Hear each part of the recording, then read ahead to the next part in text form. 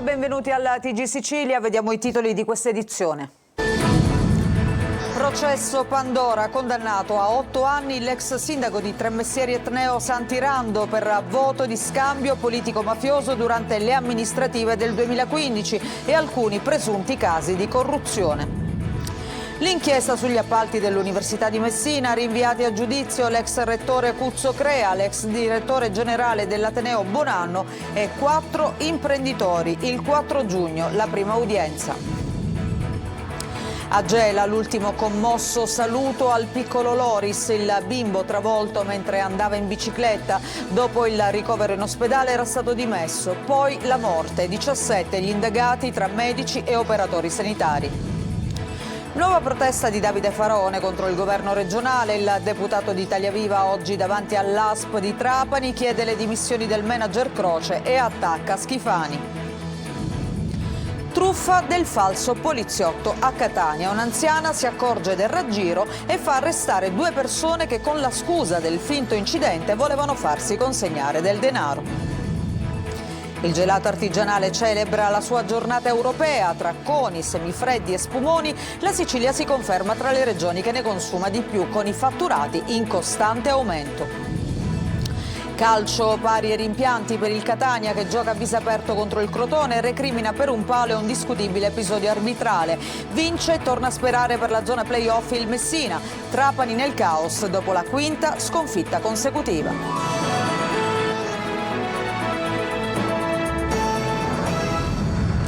Bentrovati. In apertura la vicenda, l'inchiesta Pandora sul voto di scambio politico-mafioso e casi di corruzione nel catanese. È stato condannato l'ex sindaco di Tremestieri Etneo Santirando a 8 anni con il rito abbreviato. Tutti condannati, anche gli altri imputati. Ci dice tutto Adelaide Barbagallo.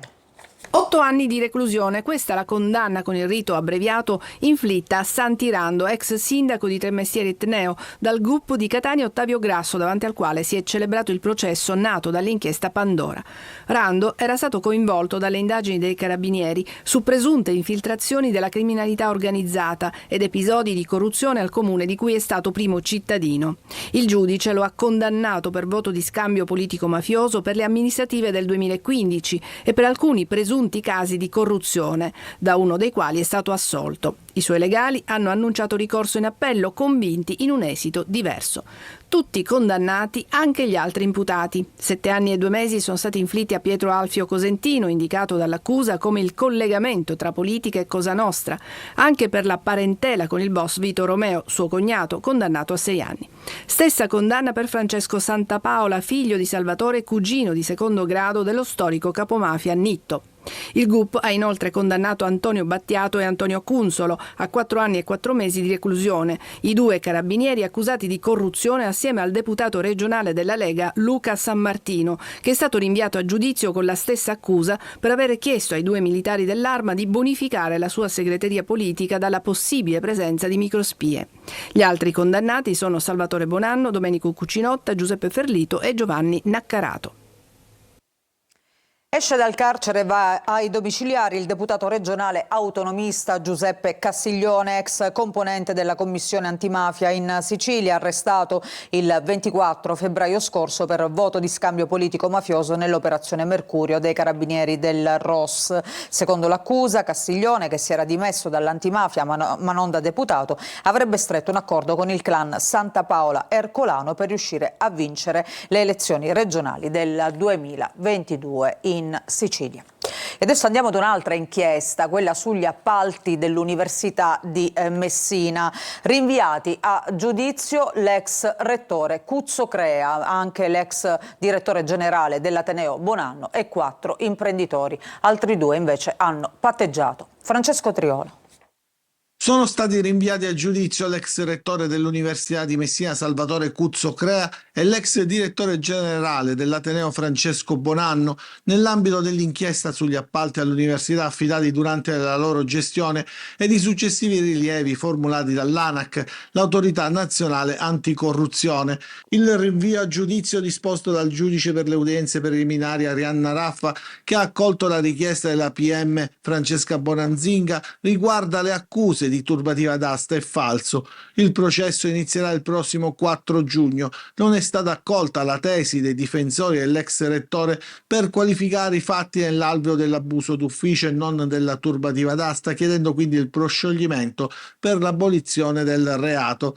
La vicenda è quella dei rilievi mossi dall'ANAC nell'ormai lontano aprile del 2022 per la gestione degli appalti, delle forniture e dei servizi per l'Ateneo Peloritano. L'Università di Messina, assistita dall'Avvocatura dello Stato, è parte civile nel procedimento. Oltre all'ex rettore di Messina Salvatore Cuzzo Crea e l'ex direttore generale dell'Ateneo Francesco Bonanno, sono coinvolti anche 6 imprenditori titolari delle ditte che eseguirono lavori o forniture per l'Ateneo. 2 degli imprenditori coinvolti hanno patteggiato la pena di 10 mesi e 600 euro di multa. Gela si è fermata per l'ultimo saluto a Loris, il bambino di 9 anni morto dopo un incidente stradale. Dopo il ricovero in ospedale era stato dimesso e adesso la Procura di Palermo ha aperto un fascicolo su 17 medici e operatori sanitari. Gerry Italia. Gela ieri ha smesso di respirare. Le strade del quartiere Settefarine, dove Loris sfrecciava in bicicletta, lo hanno visto passare per l'ultima volta dentro un feretro bianco, troppo piccolo per contenere un dolore così grande. Migliaia di persone in silenzio hanno accompagnato il suo ultimo viaggio, che si è fermato davanti alla scuola Don Bosco, dove i cancelli si sono aperti come ogni mattina, quasi a volerlo trattenere ancora un po'. Poi l'ingresso nella chiesa di San Sebastiano, piena fino all'inverosimile, in prima fila i genitori, distrutti da settimane di sofferenze e speranze spezzate. Accanto alla bara, la maglia numero 7 della Juve e i compagni della scuola calcio con uno striscione d'addio. Le parole di Don Daniele Centorbi sono un monito che pesa su tutti. Oggi, Loris, dobbiamo chiederti scusa se come adulti non siamo riusciti a proteggerti e a darti un mondo più sicuro. Poi il momento più toccante, la dirigente scolastica dell'Istituto Don Bosco, Rosalba Marchigiana, prende la parola. La voce trema quando legge la sua ultima pagella. In coda alla pagella c'è scritto: ammesso alla classe successiva. Sarà in classe del bello. Ciao. Un silenzio irreale e poi le lacrime, ma oltre al dolore restano le domande. La procura di Gela indaga sull'incidente, mentre quella di Palermo ha aperto un fascicolo su 17 medici e operatori sanitari. Loris, dopo il ricovero in ospedale, sembrava migliorare. Poi le dimissioni, il peggioramento improvviso e il decesso a Palermo. Adesso un perito dovrà stabilire se un errore medico possa aver aggravato la sua condizione o se la sua morte sia stata una conseguenza inevitabile del trauma. Fuori dalla chiesa, intanto, il rombo della minicross del fratello gemello prova a coprire le lacrime. Poi un applauso, i fumogeni degli ultras del Gela e centinaia di palloncini bianchi che salgono in cielo, portando via con sé il nome di Loris. Ma sulla sua morte la verità è ancora tutta da scrivere. E Paola Marchese, di 35 anni, di Agira, la vittima dell'incidente stradale di questa mattina sulla A19. La donna lascia il marito ed il figlio di 7 anni. La donna stava andando dal dentista col marito quando la Panda su cui si trovava la coppia è stata tamponata da un'altra auto. La conducente dell'altra vettura e il marito della vittima sono rimasti feriti. A Palermo di pietre contro il tram della linea 1 che dalla stazione porta il mezzo dell'Amat fino al centro commerciale Forum. L'autista dell'azienda di trasporti ha chiamato i carabinieri segnalando il danneggiamento del mezzo. Alcuni ragazzi hanno lanciato pietre mentre il convoglio stava transitando in via Pecori Giraldi. E adesso invece andiamo a Trapani, nuova protesta del capogruppo di Italia Viva alla Camera ed ex sottosegretario alla Salute Davide Faraone contro il governo Schifani. Assieme a Daphne Musolino, oggi Faraone ha manifestato proprio davanti all'ASP di Trapani per chiedere la rimozione ancora una volta della manager Croce, ma anche un'assunzione di responsabilità da parte del governo regionale. Manlio Viola. 40.000 cittadini in lista d'attesa per un esame clinico, 3.308 che hanno ricevuto un referto istologico, alcuni addirittura con 8 mesi di ritardo e qualcuno nel frattempo è morto senza sapere che lo stava consumando un tumore. Tutto questo è inaccettabile. È la sintesi del motivo della protesta inscenata oggi davanti l'ASP di Trapani dal capogruppo di Italia Viva alla Camera Davide Faraone, ex sottosegretario alla Salute e da mesi ormai impegnato in una opposizione di strada al governo Schifani, non avendo deputato all'Ars. Faraone chiede non solo le dimissioni del manager Ferdinando Croce, che non se ne va perché difeso da Fratelli d'Italia, ma si spinge a sostenere che la responsabilità è di chi ha fatto le nomine, quindi del governo della regione. Tutto questo è inaccettabile, per questo noi siamo qui a chiedere le dimissioni di Schifani, che ha nominato questo dirigente che non aveva i titoli e che ha costretto i cittadini a una situazione di insofferenza assoluta. Croce fa il morto a galla sperando che ci si dimentichi di lui, sostiene Farone, che poi conclude: noi non ci dimentichiamo di quello che ha fatto. E adesso a Catania, dove un'anziana signora non è caduta nel tranello e ha fatto arrestare 2 truffatori. È fallita la trovata della telefonata del finto poliziotto. Tonino De Mano. L'intuito è la lucidità di un'anziana contro la sfrontatezza di 2 truffatori. Ha avuto la meglio l'Arzilla Vecchietta che, fiutata il pericolo, ha fatto arrestare 2 giovani, un 21enne di Catania ed un 24enne di Ragusa. Solito l'escamotage, ovvero la tecnica della telefonata che annuncia l'inesistente imminente arresto del figlio perché coinvolto in un incidente in cui sarebbe morta una donna incinta, evitabile consegnando ad un emissario in arrivo gioielli e preziosi. Diverso e a lieto fine l'epilogo con l'anziana che mette in pratica suggerimenti e consigli appresi dalle campagne di informazione per evitare di essere raggirata. Così, mentre era ancora al telefono con il fantomatico comandante della polizia, la vecchietta manda un messaggio alla figlia chiedendole di avvertire le forze dell'ordine. Immediato l'intervento della polizia, quella vera, che raggiunge l'abitazione della vecchietta nel quartiere di Picanello, intercettando il 26enne mentre stava suonando al campanello per recuperare quanto pattuito telefonicamente. Stessa sorte è toccata al complice che al posto della borsa con i preziosi si è ritrovato con le manette della polizia.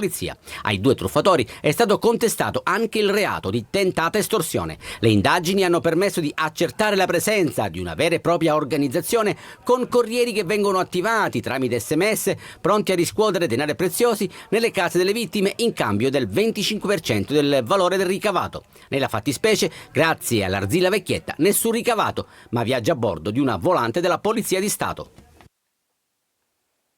Ancora a Catania il caso di un detenuto che fa la spola tra ospedale e carcere, dove riesce a respirare soltanto con una bombola d'ossigeno. L'unico penitenziario che potrebbe ospitarlo a Messina però finora non ha dato risposte. Sentiamo. Dal carcere al reparto detenuti del Cannizzaro e poi di nuovo in cella a Piazza Lanza, quindi ancora una volta in ospedale, sempre con la sua bombola di ossigeno. Una spola che va avanti da mesi, quella di Luciano Francesco Iannuzzi, la cui storia viene raccontata dal quotidiano La Sicilia con un articolo firmato da Laura Di Stefano.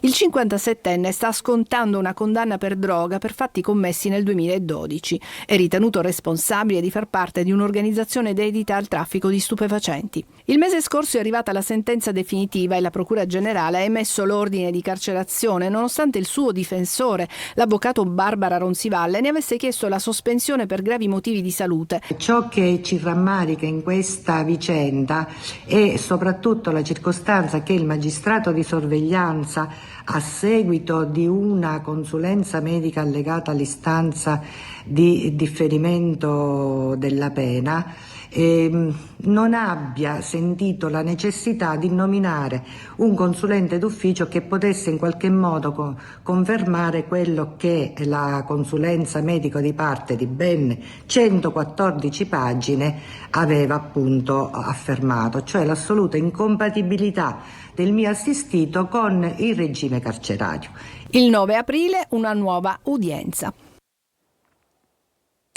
E la Sicilia fa i conti con la sabbia del Sahara che in queste ore cade su buona parte dell'isola. La settimana sarà all'insegna dell'instabilità con qualche pioggia e purtroppo ancora sabbia per la gioia però dei lavaggisti. Francesca Loi.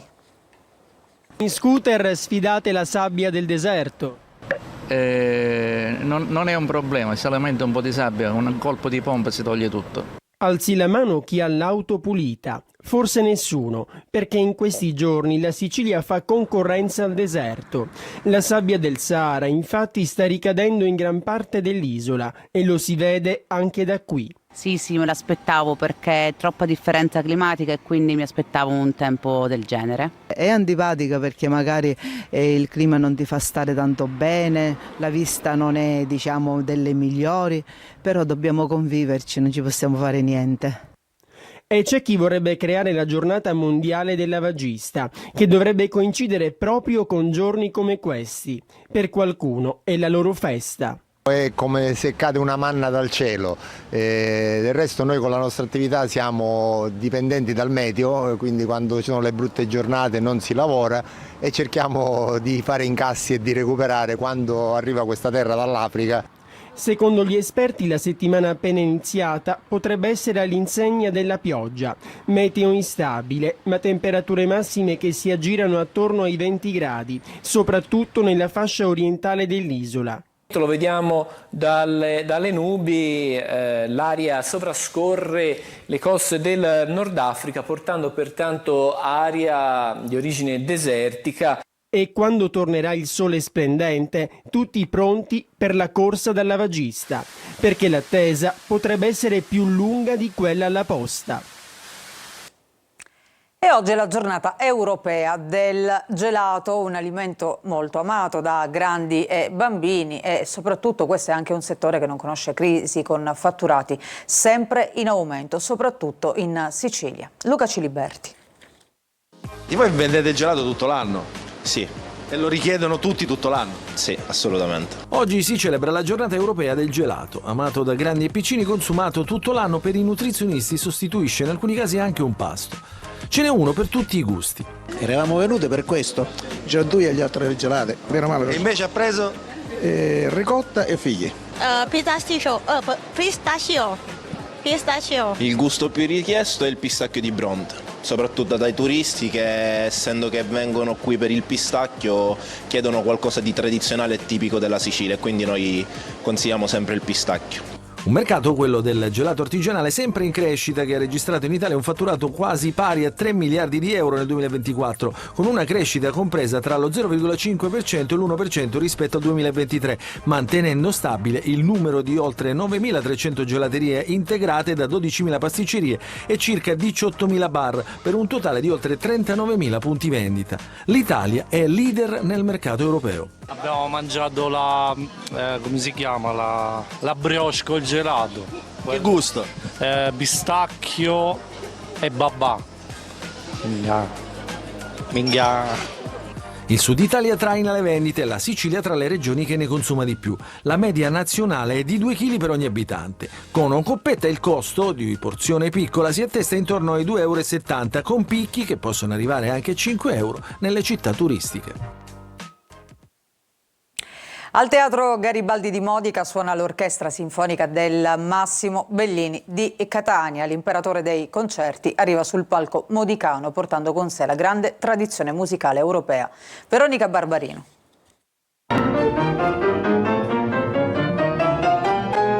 Grande musica al Teatro Garibaldi di Modica. L'orchestra del Bellini di Catania, diretta dal maestro Riccardo Bisatti, insieme al pianista Giovanni Bertolazzi, ha incantato il pubblico con la potenza delle musiche di Beethoven e Mendelssohn. Dopo 2 spettacoli andati sold out a Catania, l'imperatore dei concerti arriva sul palco modicano all'interno della stagione promossa dalla Fondazione, con cui il Teatro Etneo collabora da tempo. Una collaborazione ormai quasi decennale, devo dire, perché cominciata al tempo in cui il maestro Giovanni Culcrera fu direttore artistico insieme a me sovrintendente. Da allora ovviamente Giovanni è volato sul tetto del Teatro Massimo Bellini, ma la collaborazione è rimasta anzi più forte.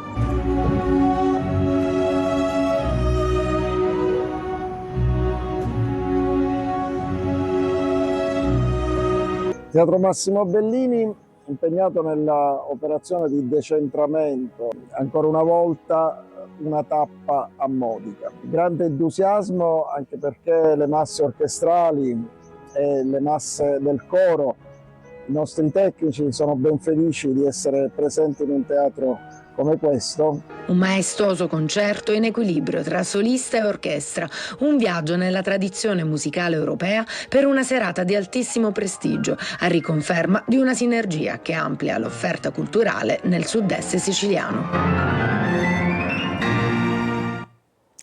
Ci fermiamo per una pausa, ritorniamo tra poco con le ultime notizie che riguardano le squadre di Serie C. A tra poco.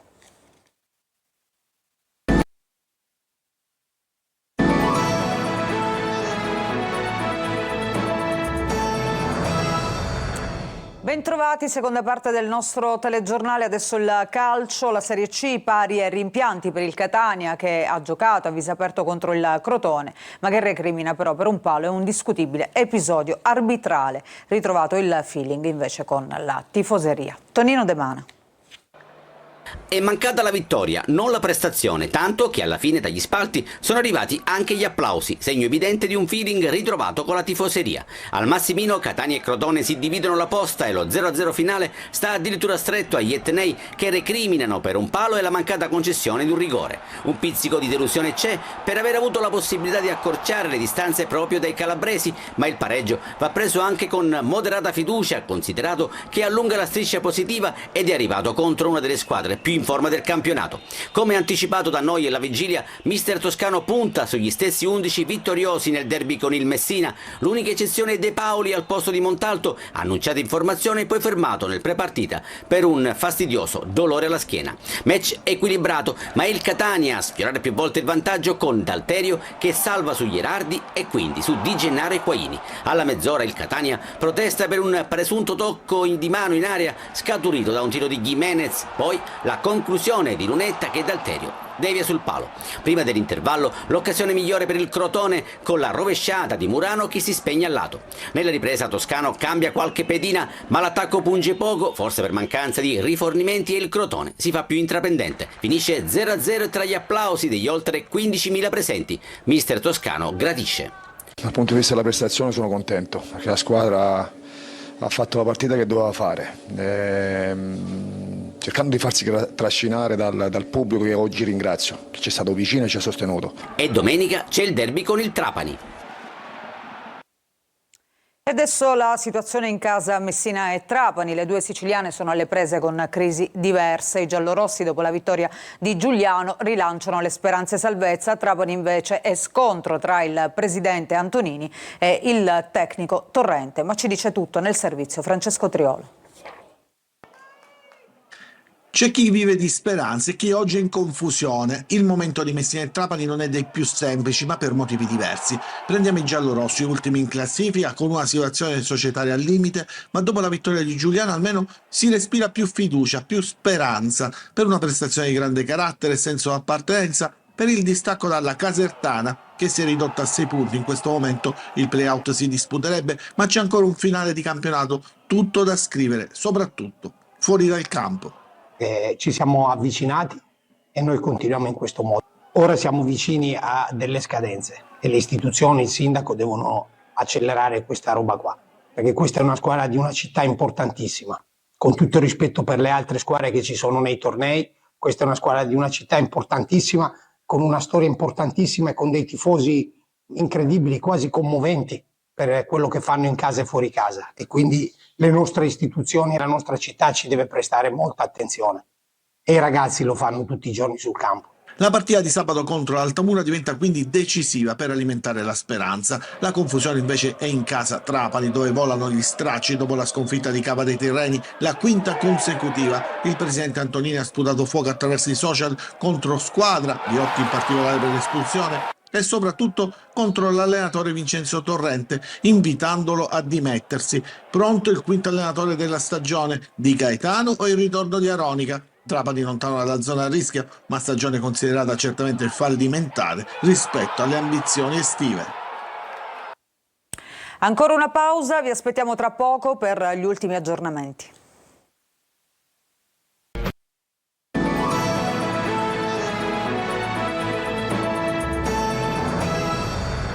Non ci sono altre notizie, altri aggiornamenti. Questa edizione del TG Sicilia termina qui. Grazie per averci seguito e buon proseguimento.